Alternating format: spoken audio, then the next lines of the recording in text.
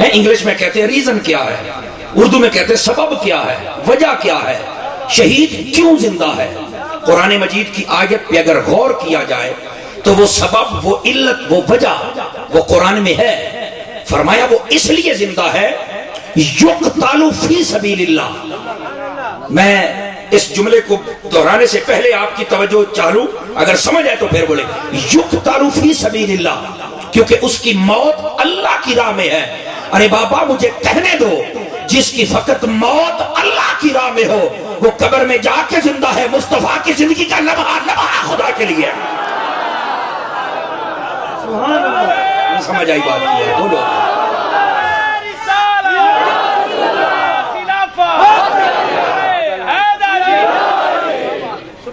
سمجھ آئیے میری بات کی؟ سامنے والے نہیں توجہ کر رہے بھائی، آپ کا زیادہ حق بنتا ہے۔ یقتل فی سبیل اللہ، وہ اللہ کی راہ میں اس کی موت کا وقت آیا ہے، باقی زندگی کا سوال نہیں، صرف موت اللہ کی راہ میں ہے تو وہ زندہ ہے۔ بابا جس کی موت اللہ کی راہ میں ہو وہ زندہ ہے، جس کی زندگی کی رب قسمیں کھائے۔ سبحان اللہ، سبحان اللہ۔ نہیں یار آپ نہیں سمجھ رہے، بولو نا سبحان اللہ۔ جس کی زندگی کی رب قسمیں کھائے، اس محبوب کی زندگی کا کیا عالم ہوگا، ذرا بتائیے نا۔ سمجھ آ رہی ہے جناب؟ میں یہاں پر ایک اور بات بتا سکتا ہوں آپ کو، حضور کی بات جب تک ہم نہ کریں نا، میں سن رہا تھا قبلہ حضرت صاحب نے مجھ سے پہلے لاجواب خطاب فرمایا، اور آپ نے شروع میں ایک جملہ کا مجھے بڑا پسند آیا۔ آپ نے کہا جب تک میں مدینے کی بات نہ کروں نا تو میں نے چاس نہیں آتی، تو میں بھی وہی سہارا لے رہا ہوں، میں بھی جب تک مدینے والے کی بات نہ کروں چاس مجھے بھی نہیں آتی ہے۔ ایک جملہ میں آپ کی خدمت میں رکھنا چاہتا ہوں، حضور کا مقام یہ سمجھنا بڑی آسان بات ہے۔ ارے بابا مجھے صرف اس بات کی اجازت دے دو تاکہ میں یہ جملہ آپ کو سمجھا پاؤں۔ نبی مکرم صلی اللہ علیہ وسلم کی ذات کو جب سمجھنا ہو تو کئی طریقے ہیں، علماء تشریح فرما ہے۔ حدیث جو پیش کرنے لگا ہوں صحیح السند، صحیح المتن، اس کے اندر کوئی کمزور اور کوئی ضعف نہیں۔ جو اس کو ضعیف سمجھے میں اس کی ہر شے کو ضعیف سمجھتا ہوں۔ یہ مولانا تو کہنا کیا چاہتا ہے؟ اس سے پہلے اتنا بڑا فتویٰ، میں نے کہا مصطفیٰ کے لیے تو ہم ممتاز قادری بن کے جاننا کے نظرانہ دے دیا کرتے ہیں۔ نہ سر نہ، تھوڑا سا اپنی ٹیکے وغیرہ چھوڑیے، چونکہ میرے تے آج پابندی ہے بھی تو اے نہیں آکھنا گوڑے چھڑ کے، آج میں یہ نہیں کہہ سکتا، تھوڑا جا ٹیکا چھڑ کے نا تو پھر میری گل سنو، چونکہ جب آپ ٹیک لگاتے ہیں، حضرت علماء تشریف فرما ہے مفتی کورس جب کیا جاتا ہے تو اس میں ایک قاعدہ یہ بھی پڑھایا جاتا ہے، اصول ہے فتویٰ دینے کے، جب کوئی بندہ عالم دین ٹیک لگا کے بیٹھا ہو اس سے مسئلہ فتویٰ پوچھنا ہی نہیں چاہیے۔ یہ علماء تشریف فرما ہے، یہ جو فتویٰ نویسی کرتے ہیں یہ ان اصولوں میں سے ایک اصول ہے۔ وہ الگ بات ہے، اب مفتی کا لفظ بھی یتیم ہو گیا، جس مرضی کو دے دو، اب شیخ الحدیث کا لفظ بھی یتیم ہونے کو ہے، قریب ہے 1-2 سال یہ بھی ہو جائے گا۔ لیکن ایک وقت تھا کہ جب لفظ ملا ہی بڑا عظیم تھا، جیسے ملا جیون، جیسے ملا علی کاری، پھر اس کے بعد لفظ مولوی کو عروج آیا۔ اعلیٰ حضرت صاحب رحمت اللہ تعالیٰ کا جہاں بھی نام پڑھیں اور جس نے بھی لکھا ہے ساتھ میں لفظ مولوی لکھا ہے، یہ بڑا عظیم لفظ تھا، ہر لفظ بدنام ہوتا رہا، اس کو یتیم کر دیا گیا۔ اب لفظ مفتی اور شیخ الحدیث کی باری ہے، لیکن مفتیوں کے اصولوں میں سے یہ اصول ہے کہ جو ٹیک لگا کے بیٹھے اسے آپ مسئلے نہ پوچھیں، کیوں؟ سبب کیا ہے؟ یہ تو اشباہ نظائر پڑھیں گے تو پتہ چلے گا نا کہ اصل حقیقت کیا ہے۔ یہ شرح فقہ اکبر کو دیکھیں گے تو پتہ چلے گا نا حقیقت کیا ہے۔ بابا حقیقت یہ ہے جب آدمی ٹیک لگائے آدمی کی آدھی عقل سو جاتی ہے۔ فرمایا ٹیک نہ لگا، محمد مصطفیٰ کے دین کا مسئلہ ہے، ٹیک لگا کے نہیں بیٹھنا ہے۔ بولو نا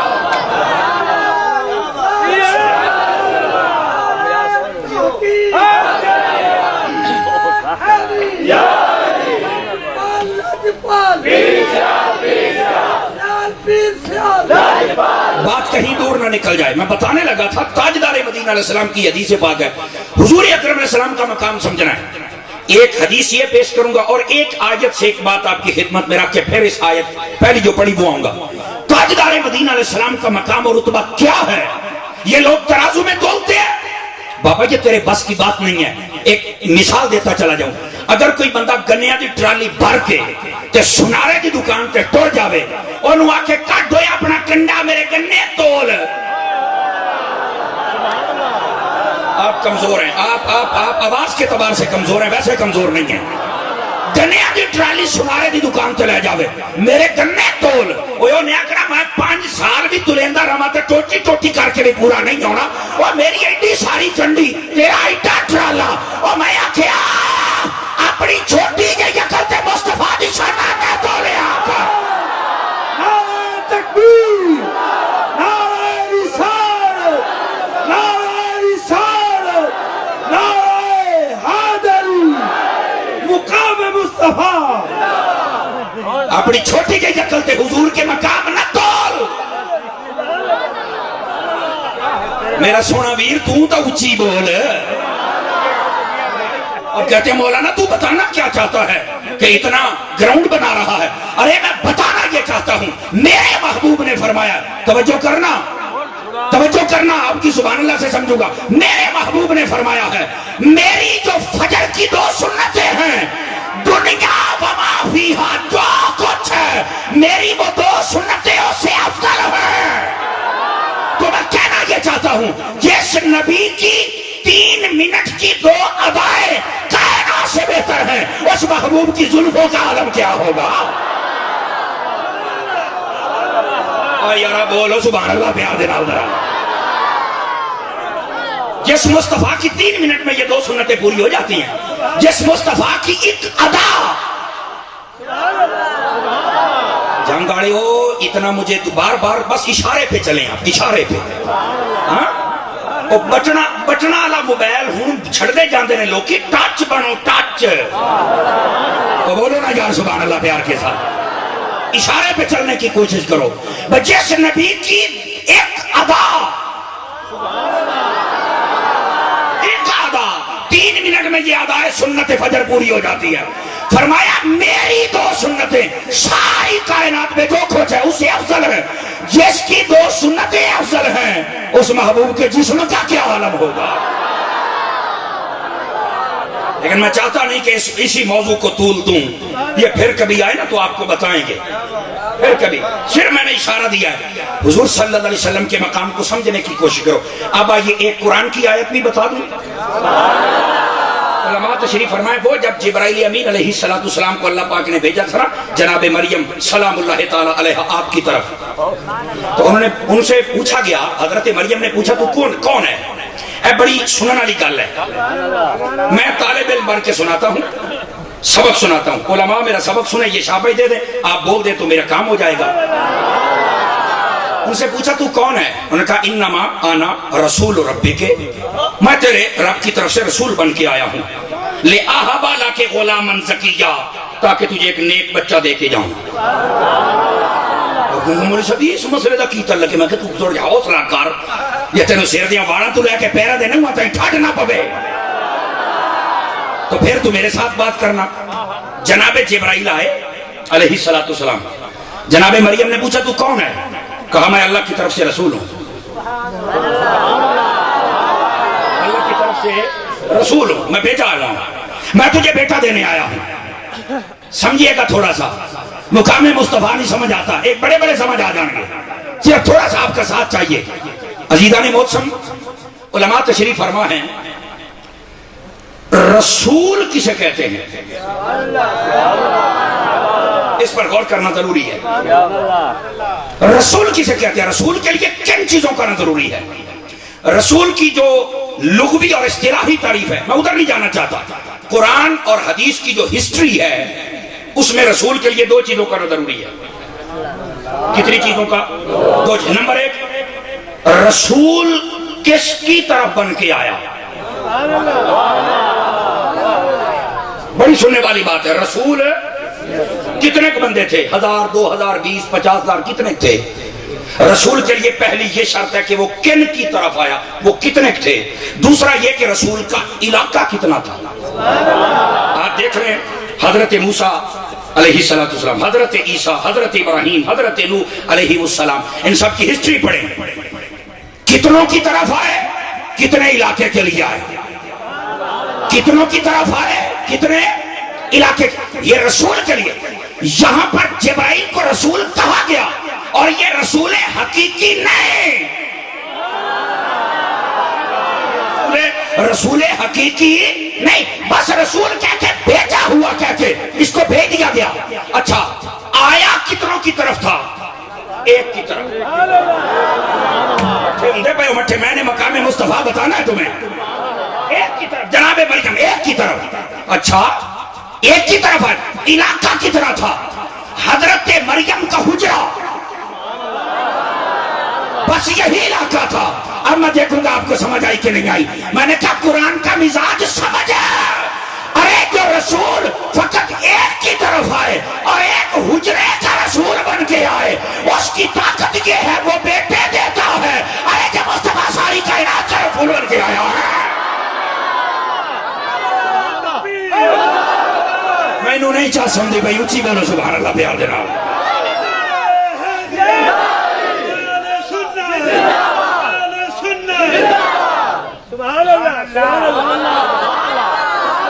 جو صرف جناب مریم کی طرف، اور میں نے پہلے دہرا دیا جملہ، یہ رسول حقیقی نہیں تھے، حقیقی نہیں تھے، یہ ان کو بھیجا گیا تھا، فرشتے تھے۔ یہ ایک کی طرف آئے، حجرہ صرف ایریا ہے، اس کی اتنی طاقت ہے۔ چلو آپ شاید سننے کے موڈ میں نہیں کہ شروع تو کیا تھا شہیدوں کی بات، تو لے کے چل گیا نبی کے پاس۔ میں نے کہا یہی تو تجھے بتا رہا تھا، اگر تیرا سننے کا موڈ نہیں میں پھر کبھی سنا دوں گا۔ واپس آئیے، واپس آئیے۔ جس کی موت اللہ کی راہ میں آئے، جس کی موت اللہ کی راہ میں آئے، فرمایا کہ وہ زندہ ہے جس کی زندگی کا لمحہ لمحہ خدا کے لیے ہو۔ اس نبی کی زندگی کا عالم کیا ہوگا؟ حیات النبی کا مسئلہ تو حل ہوتا ہے، اور ایک اور زاویے سے بھی عرض کرتے ہیں۔ پڑھے لکھے لوگ بیٹھے ہیں، ایسے مثال لے لیں، یہ درجہ یہ رتبہ شہید کا ہے، یہ نبی کا ہے۔ مثال دو چیزیں ہیں، بتائیے نبی کا رتبہ زیادہ ہے یا شہید کا زیادہ ہے؟ ایمان سے بولیے، اونچا بولیے، سامنے والے نہیں بول رہے۔ نبی کا رتبہ زیادہ ہے۔ اب میں دھیمے سے بات کرنا چاہتا ہوں، جس کا رتبہ کم ہے، جو امتی ہے، دونوں پہلو میں نے آپ کے سامنے، جس کا رتبہ کم ہے، جو امتی ہے، اگر وہ قبر میں چلا جائے شہید ہو کے تو وہ زندہ ہے، ارے جو سب کا نبی ہے وہ روزے میں زندہ کوئی نہیں۔ بولو نا یار، سمجھنے کی کوشش کرو۔ جو اللہ کی راہ میں شہید ہو جائے، جو ہائے ہائے ہائے ہائے ہائے، جو کوئی اللہ کی راہ میں شہید ہو جائے اسے مردہ نہیں کہنا۔ پتہ چلا کئی قبروں میں بھی ہو تو مردہ نہیں کہہ سکتے، ہم بھی تو یہی کہہ رہے ہیں کہ ان کو مردہ نہیں کہنا۔ عزیزان موسم کیا ہیں؟ فرمایا بل احیاء، وہ زندہ ہیں۔ عقل کا تقاضا ہے، جب بندہ زندہ ہونا، مثلا میں زندہ ہوں، میں یہاں پہ پہنچا، میں نے سید بصارت شاہ صاحب سے سلام کلام کیا، میں نے کہا جی بتائیے علامہ غلام علی کوکب صاحب کدھر ہے؟ وہ کہیں گے جناب ادھر ہی ہیں۔ کدھر ہیں؟ اجی لاہور گئے ہوئے ہیں۔ تو دو باتیں ثابت ہو گئی، ایک تو یہ زندہ ہے، دوسری بات یہ کہ کسی جگہ پہ بھی ہیں۔ دو باتیں ثابت ہو گئی نا۔ اچھا ٹھیک ہے، اگر میں آیا اور کسی بندے کے بارے میں پوچھا، انہوں نے کہا جی وہ فوت ہو گیا ہے، تو اگر میرا تعلق ہوگا تو دو ہی باتیں، میں ہاتھ اٹھا کے دعا کر دوں گا۔ نہیں سمجھ آئی میری گل؟ دو ہی صورتیں، آ کے پوچھا، میں مثال دیتا ہوں، زید کدھر ہے؟ اگر تو کہا کہ فوت ہو گیا ہے تو بات ہی ختم، دعا کر دیں گے۔ اگر تعلق ہوا تو نہیں، تو انا للہ و انا الیہ راجعون کہہ کے بات ختم ہو جائے گی، نمبر ایک۔ اور اگر کہا زید زندہ ہے تو پھر اگلا سوال ہے کہاں ہے؟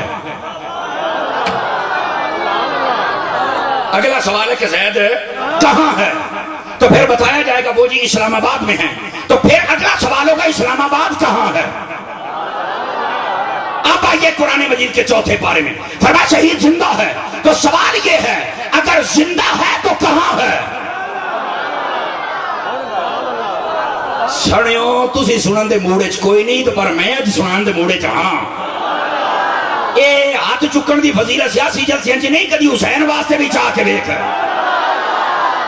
تجھے پھر پتہ چلے فرمایا لا تحسبن الذين قتلوا في سبيل الله امواتا بل احیاء عند ربهم فرمایا جو اللہ کی راہ میں شہید ہو جائیں ان کو مردہ گمان بھی نہ کرنا وہ زندہ ہیں کہاں فرمایا اللہ کے پاس میں نے کہا بتا اللہ کہاں ہے نعرہ تکبیر نعرہ تکبیر نعرہ رسالت نعرہ رسالت نعرہ حیدری گل میری سمجھے کوئی نہیں سمجھے میں نے کہا بتا اگر شہید زندہ ہے تو کدھر ہے قرآن نے رہنمائی کر دی کہا اللہ کے پاس تو پھر اگلا سوال ہے اللہ کہاں ہے ایک جملہ دینے لگا سنی ہاتھ نیچے نہ رکھنا کہ اللہ تو ہماری شارک سے بھی زیادہ قریب ہے تو میں نے کہا ماننا پڑے گا اللہ نے شہید کا بھی رتبہ عطا کیا ہوا ہے میرا خیال ہے یہ تھوڑا جہا سوچ لو تو حاضر ناظر والا مسئلہ تو حل ہو گیا بولو سنیو سمجھ آئیے کوئی نہیں آئی شہید کہاں ہے بتاؤ کہاں ہے اگر یہ اللہ کے پاس ہے میں نے کہا بتا اللہ کدھر ہے اللہ قرآن میں کہتا ہے اینما تولوا فثم وجہ اللہ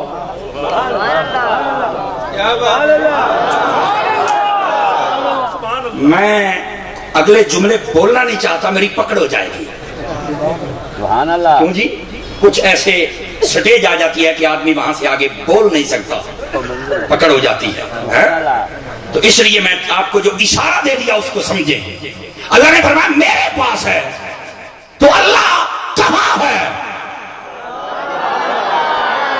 جہاں اللہ ہے اس کی رحمت سے وہاں شہید ہے اور جہاں اللہ ہو اگر اس کی رحمت سے وہاں شہید ہو سکتا ہے تو جس کو رحمت للعالمین بنایا ہے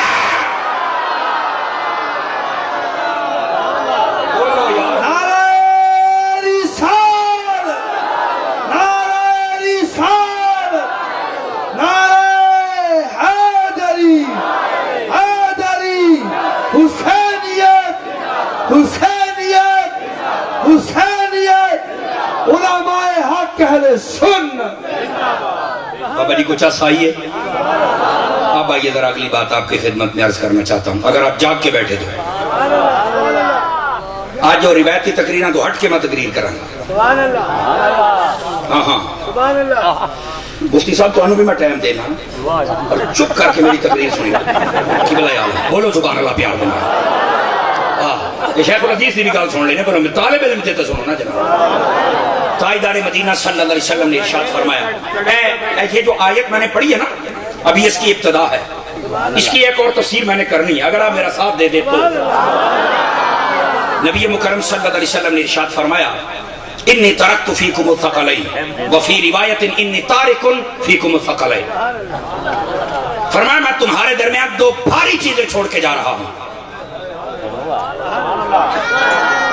کیا چھوڑ کے جا رہا ہوں دو بھاری چیزیں چھوڑ کے جا رہا ہوں لو ان تمسکتم لن تضلوا اگر تم نے ان دونوں کو تھام لیا تو کبھی گمراہ ہو سکتے بڑا آسان نسخہ ہے نبی مکرم علیہ السلام کی خدمت میں عرض کیا گیا وہ کیا ہیں تو میرے محبوب علیہ السلام نے ارشاد فرمایا کتاب اللہ و اہل بیتی عطرتی ایک قرآن ہے دوسری میری اہل بیت ہے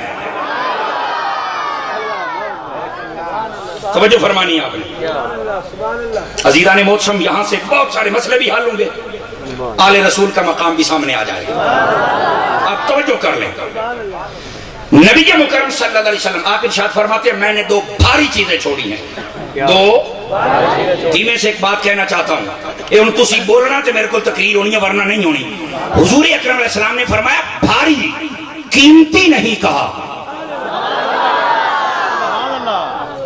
قیمتی ایک بھاری کہا ہے کیوں بھاری کہا اور قیمتی کیوں نہیں کہا اس کی وضاحت سنیں گے تو پتہ چلے گا نا حسین کیا ہے سمجھ آ رہی نا میں نے پہلے بتا دیا روایتی تقریروں سے ہٹ کے تقریر ہے آپ توجہ کر لیں بس سمجھ رہے ہو اگلی تقریر ان سوالہ جوابہ چی ٹپ جانی اور ٹائم ہو کے جانا تھی آپ وما علینا للبلاغ کر چڑھنا لیکن اتنی دیر تک سامنے والے چوپ شاہ جڑے بیٹھے ہو سیرا سیر نہ حالات روئیے. ہاں براہ مہربانی کفل مدینہ توڑ دیجئے. کفل مدینہ لگانا ہے نا تو بازار میں لگایا کریں, ایسی نیک محفلوں میں رج رج کے سبحان اللہ کہا کریں. سمجھ آ رہی ہے میری بات بھائی؟ بھاری کہا ہے, قیمتی نہیں کہا. کیوں؟ بسا اوقات کوئی چیز قیمتی ہوتی ہے پر بھاری نہیں ہوتی. بسا اوقات کوئی چیز قیمتی ہوتی ہے پر بھاری. مولانا کی مثال میں کہ 5000 کا نوٹ, سامنے والے نہیں بول رہے. بتاؤ 5000 کا نوٹ قیمتی ہے؟ جی قیمتی تو ہے. میں نے کہا بھاری بھی ہے. اور کہ نہیں جی یہ تو ایک توڑا وزن بھی کوئی نہیں. تو میں نے کہا پھر میرے نبی نے ایسے نہیں فرمایا. میرے نبی نے فرمایا میں نے بھاری چیزیں دی ہیں, بھاری بھاری. ہاں بھاری چیزیں ہیں. قیمتی کا تو آپ نے ذکر ہی, بتاؤں گا کیوں نہیں قیمتی کا ذکر کیا. فرمایا بھاری. اچھا چیزیں کیا تھی؟ قرآن اور اہل بیت. تو اب ثابت کرنا پڑے گا قرآن بھی بھاری ہے اور اہل بیت بھی بھاری ہے. یہ ثابت کیے بغیر بات بن نہیں سکتی, کیونکہ میں نے چھیڑی ہے. اور بلاغت کے اصول ہیں, کوئی مختصر پڑھے یا مطول پڑھے تو اس کو یہ بتانا پڑتا ہے. وہاں اصول اور قواعد ہے عربی کلام میں گفتگو کرنے کے, کہ جو متکلم ہوتا ہے جب وہ خود کسی بات پہ اعتراض وارد کرے تو اسے چاہیے کہ اعتراض نالو ترکڑا جواب دے وے, تاکہ کلام مؤکد اور مقید اور پکا ہو سکے. یہ نہیں جناب. لہن سنو,